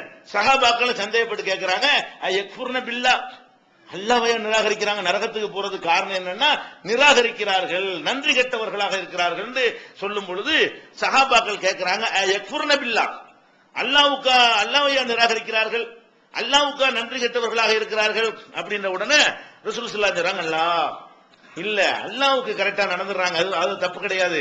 யக்ஃபுர்னல் அஷீர, புருஷனை நிராகரிக்கிறார்கள், கணவனை நிராகரிக்கிறார்கள், கணவனுக்கு அவர்கள் நன்றியோடு நடக்கல பாருங்க, இது அவர்களை எங்க கொண்டு சேர்க்குது என்று சொன்னால் நரகத்தில் கொண்டு சேர்த்து விடுகிறது. எப்படி சொல்றாங்க ரசூல் ஸல்லல்லாஹு அலைஹி வஸல்லம் கேட்டா, லவ், அழகா சொல்றாங்க புரியுற மாதிரி, லவ் அஹ்சன்த இலா இஹ்தாஹுன்ன தஹரகுல்லஹு, காலமெல்லாம் ஒருத்திக்கு உன் மனைவிக்கு நீ உபகாரமா செய்து கொண்டே இருக்கிற, காலமெல்லாம் கேட்கறதெல்லாம் கொடுத்துக்கிட்டே இருக்கிற, அப்புறம் சும்மா ராத்தி மின்க செய்யா, இப்படி செஞ்சுட்டு இருக்கணும், உன்ட்டு ஒரே ஒரு குறையை கண்டுவிட்டால், ஒரே ஒரு நாள் கேட்டதை கொடுக்கல, போன மாசம் நக்லஸ் வாங்கி கொடுத்த, இந்த மாசம் வளையல் வாங்கி கொடுத்த, நேத்து வந்து மோதிரம் வாங்கி கேட்ட கொடுக்கல, இப்ப கொடுக்கல இல்ல, இவன் என்ன நினைக்கணும், நெக்லஸ் எல்லாம் வாங்கி தந்தாரு, இருக்க போய் தரத்தானே செஞ்சாரு, வளையல் கட்ட வாங்கி தந்தாரா இல்லையா, பட்டுப்புடவை கட்ட வாங்கி தந்தாரா இல்லையா, இன்னைக்கு ஒரு மோதிரம் சின்ன ஒரு பொருள் கேட்கறோம், இல்லன்னா அதுக்கு என்ன சூழ்நிலையோ அவர் நிலை பாவம் என்னவா இருக்கு இப்படின்னு எடுத்துக்கொண்டால் நரகத்துக்கு போக மாட்டோம். ரசூலுல்லாஹ் என்ன சொல்றாங்கன்னு கேட்டா, காலமெல்லாம் நீ நல்லதே செஞ்சுக்கிட்டு ஒரு கணவனாக இருந்து சும்மா ராத்து மின்க செய்யா, உங்ககிட்ட ஒரு மைனஸ் அவள் கண்டுவிட்டாலேயானால் காலத்து மாறாய்த்து மின்க ஹைரன் கத்து, ஒரு காலத்திலையும் உன்கிட்ட ஒரு நல்லதே எனக்கு கிடைக்கலன்றா, ஒரே வார்த்தை, ஒத்த வார்த்தை தான். என்னவாயிரும், இந்த ஞாபக சக்தி கூட இருக்குல்ல, இந்த இடத்துல மட்டும் வேலை செய்யாது, சண்டை போடுறதுக்கெல்லாம் ஞாபக சக்தி லிஸ்ட் போடுறீங்களா, அப்ப இதுக்கு என்ன செய்யணும், ஞாபக சக்தி வேலை செய்யணும்ல, என்ன செய்யணும், அப்படி பழசெல்லாம் எடுத்து போட்டு, ஆமா நீங்க மோதிரம் இல்லாட்டி பரவாயில்ல எவ்வளவு தந்திருக்கிறீங்க, அதை மட்டும் உள்டா வாய்க்கிறது, என்ன செஞ்சிடறா வேணும்னு செய்யறது. அவளுக்கு தெரிந்து கொண்டு கணவன் என்னென்னலாம் செஞ்சிருக்கிறான், நம்ம எப்படி வரும்போது எப்படி இருந்தோம், இப்ப இந்த கணவனால் நம்ம என்னென்னலாம் அடைஞ்சிருக்கிறோம், எவ்வளவு அவனுடைய உழைப்பு பூரா நமக்கு தானே, தகப்பனார் கூட மகளுக்கு அம்மட்டையும் தரப்போறாரு, தரமாட்டாரு, புருஷன் தான் பொண்டாடி அம்மட்டையும் தரான். ஒரு தகப்பன் வந்து மகளுக்கு ஒரு லிமிட் தான், கல்யாணம் பண்ணி அதோட முடிச்சு வச்சுக்காத, கல்யாணம் பண்ணி 18 வருஷத்துல கல்யாணம் பண்ணி கொடுத்தான்னா அவ்வளவுதான் அவளுக்கு செய்யக்கூடிய விஷயம். அதுக்கப்புறம் 40 வருஷம் 50 வருஷம் இவன் தான் தூக்கி சுமந்துகிட்டு இருக்கான்.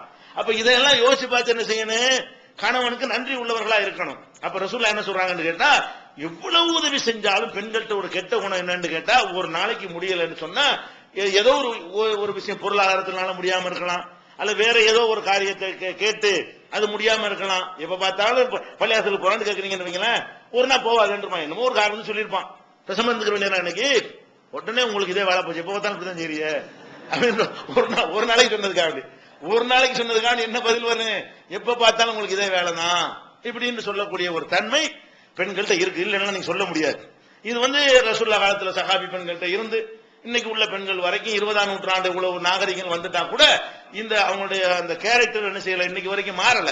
அப்படி இது மாதிரி வந்துடக்கூடாதுன்னா இதை நீங்க கவனம் நன்றியோட எடுத்து பார்க்கணும். ஏன் ஆம்பளைக்கு நிர்வாகமே எது கொடுத்திருக்குது, அவன் பொருளாதாரத்தை செலவழிக்கிறனால கொடுத்திருக்குது, அவன் அவ்வளவு சிரமப்படுறான், நம்ம அதை என்ன செய்யணும், அனுசரிச்சு இருக்கணும். ஒரு நாளைக்கு கூட தருவான், ஒரு நாளைக்கு குறைய தருவான், ஒரு நாளைக்கு தராம கூட இருப்பான், எப்படிங்கிற ஒரு பேசிக்க புரிந்து கொள்ளணும்னு ரசூல் ஸல்லல்லாஹு அலைஹி வஸல்லம் சொல்றாங்க. இது புகாரில 1052வது ஹதீஸாக இருக்கிறது. இப்ப இந்த பெண்களை ஆண்கள் நிர்வகிப்பார்கள் அப்படின்ற உடனே நம்ம இன்னொரு அம்சத்தை விளங்கிக்கணும். நம்ம நிர்வகித்தாலும் பெண்கள்கிட்ட நம்ம ஆலோசனைகள் கேட்டுக்கொள்ளணும், அவங்கள வந்து நல்ல நண்பராக நம்ம எடுத்துக்கொள்ளணும், அவங்களுடைய நல்ல நல்ல விஷயங்கள்ல வந்து அவங்களுடைய ஆலோசனைகளில் பயன் இருக்கும் என்பதை விளங்கித்தான் ஒரு ஆம்பளை நடந்து கொள்ள வேண்டும். பெண்கள்கிட்ட எந்த அளவுக்கு நம்ம ஆலோசனைகள் கேட்டுக்கொள்ளலாம், அவங்க ஆலோசனைகளுக்கு எந்த அளவுக்கு நமக்கு பயன் இருக்கும், பெண்கள் எந்த விஷயத்துல புருஷனுக்கு நான் கட்டுப்பட மாட்டேன்னு சொல்லலாம், எந்த இடத்துல அவங்க ஏத்து பேசலாம், எந்த இடத்துல அதுக்கெல்லாம் ரைட் இருக்கிறது. பெண்கள் வந்து ஏத்து பேசுறது கூட சில இடங்கள்ல என்ன இருக்கு, ரைட் இருக்கிறது. இந்த மாதிரியான விஷயங்களும் இந்த குடும்ப விஷயத்தில் அடங்கி இருக்கிறது. இன்ஷா அல்லாஹ் அதை வந்து நாளைய தினம் பார்க்கலாம். தமிழ்நாடு தௌஹீத் ஜமாஅத்தின் அரும் பணிகள். இஸ்லாம் கூறும் அனைத்து பணிகளையும் குர்ஆன் மற்றும் நபி வழியின் அடிப்படையில் செயல்படுத்தும் முதன்மையான அமைப்பு தமிழ்நாடு தௌஹீத் ஜமாஅத். பிற மத மக்களுக்கு இஸ்லாத்தை எடுத்துரைக்க அழைப்பு பணி. இஸ்லாத்தை ஏற்றுக்கொண்டவர்களுக்காக அனைத்து உதவிகளுடன் முற்றிலும் இலவசமாக ஆண்களுக்கும் பெண்களுக்கும் என தனித்தனி பயிற்சி மையங்கள். முஸ்லிம் சமுதாயத்தில் காணப்படும் பலவித தீமைகள் மற்றும் மூட நம்பிக்கைகளை களைவதற்கு பொதுக்கூட்டங்கள், மாநாடுகள் போன்ற பல்வேறு நிகழ்ச்சிகள், வரதட்சணை ஒழிப்பு பற்றிய விழிப்புணர்வு கூட்டங்கள் மற்றும் வாங்கிய வரதட்சணையை திருப்பிக் கொடுக்கும் நிகழ்ச்சிகள், உயிர்காக்கும் இரத்த தானங்கள், இலவச மருத்துவ முகாம்கள் மற்றும் ஆம்புலன்ஸ் சேவைகள், ஏழை எளிய மாணவ மாணவிகளுக்கு இலவச நோட்டு புத்தகங்கள், இலவச சீருடைகள், நோன்பு பெருநாளை மகிழ்ச்சியுடன் கொண்டாட ஃபித்ரா விநியோகம் மற்றும் ஹஜ் பெருநாளின் போது கூட்டு குர்பானி திட்டம், சுனாமி, தீ விபத்து, சாலை விபத்து, வெள்ளம் போன்ற திடீர் விபத்துகளில் பாதிக்கப்படும் மக்களுக்கு ஓடோடி சென்று உதவுதல், தனியார் தொலைக்காட்சி மூலம் தினந்தோறும் பல்வேறு நிகழ்ச்சிகள், இணையதளம் மூலம் இஸ்லாத்தை அறிந்து கொள்ள www.onlinepj.com, www.tntj.net போன்ற இரு இணையதளங்கள், ஏகத்துவம், தீன்குல பெண்மணி ஆகிய மார்க்க மாத இதழ்கள், முஸ்லிம் சமுதாயத்தை தட்டி எழுப்பும் உணர்வு வார இதழ், தொலைபேசி மற்றும் கடிதங்கள் மூலம் விளக்கம் பெற தனி ஏற்பாடு, குடும்ப பிரச்சினைகளுக்கு தீர்வு காண ஷரியத் தீர்ப்பாயங்கள், இலவச திருமண தகவல் திட்டம், முதியோர் ஆதரவு இல்லம், சிறார்களுக்கான அனாதை இல்லம், சத்தியத்தை நிலைநாட்டிட பல்வேறு விவாதங்கள், அடக்குமுறைக்கு எதிரான போராட்டங்கள், முஸ்லிம் சமுதாய இடஒதுக்கீட்டை பெற்றுத்தந்த உரிமை போராட்டங்கள், வறுமை மற்றும் கடன்களில் சிக்கி தவிக்கும் மக்களை மீட்டெடுக்க ஜகாத் நிதியை திரட்டி உரியவர்களுக்கு உதவுதல், வட்டியில்லா கடனுதவி திட்டங்கள், இது போன்ற இன்னும் ஏராளமான பணிகளை செய்து வரும் தமிழ்நாடு தௌஹீத் ஜமாஅத் எந்த வெளிநாட்டு அரசிடமிருந்தோ அல்லது எந்த வெளிநாட்டு நிறுவனங்களிடமிருந்தோ உதவிகளை பெறுவதில்லை என்பதை கொள்கையாக கொண்டுள்ளது. எனவே மறுமையில் மகத்தான கூலியை பெற்றுத்தரும் இந்த அரிய பணிக்கு உங்களது ஜகாத் மற்றும் நன்கொடைகளை வாரி வழங்குவீர். உங்களது நன்கொடைகளை டிடியாகவோ செக்காகவோ மணி ஆர்டராகவோ அனுப்பலாம். டிடி அனுப்புபவர்கள் தமிழ்நாடு தௌஹீத் ஜமாஅத், வங்கி கணக்கு எண் 7882748827, இந்தியன் வங்கி, மண்ணடி கிளை என்ற பெயரில் எடுத்து அனுப்ப வேண்டிய முகவரி தமிழ்நாடு தௌஹீத் ஜமாஅத், மாநில தலைமையகம் 30 அரண்மனைக்காரன் தெரு, மண்ணடி, சென்னை 1.